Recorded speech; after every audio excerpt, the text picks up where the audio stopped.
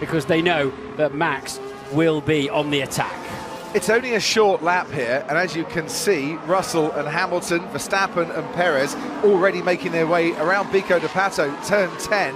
As we say that, the straggler... You could do with the heat, there's no doubt about it, but it's pretty level, isn't it, across the top 6.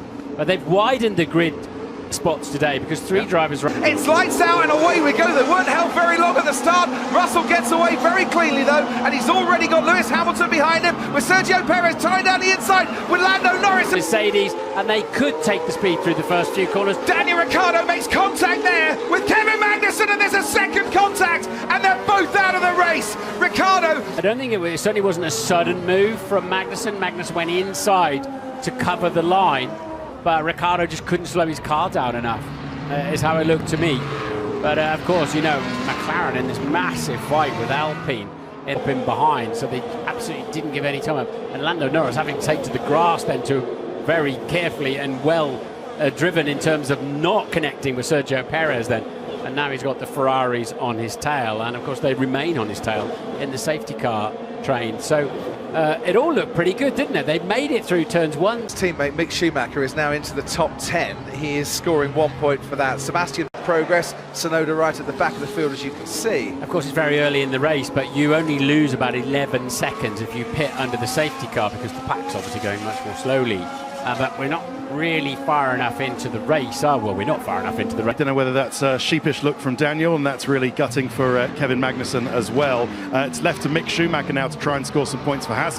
Mick actually currently P10, so up a couple of places. So a great opening lap from Mick Schumacher in the other Haas. Good as well for Sebastian Vettel, up to P8. And make no mistake about it, that Aston Martin Suggested that it was an issue, but maybe not.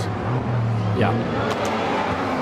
Okay, well, anyway, there's nothing you can do, is there, unless they can twiddle some buttons on the steering wheel and come up with an amazing straight away and rock up at the back of the crocodile on and let your tyres go cold as well. You really want to catch the back of the pack just as they're restarting. Yeah. So 15th, and I suppose from your perspective, at least they avoided each other on the first lap, so it was a good start, yes? Yeah, so far so good, but looks like they're one behind the other again for this restart.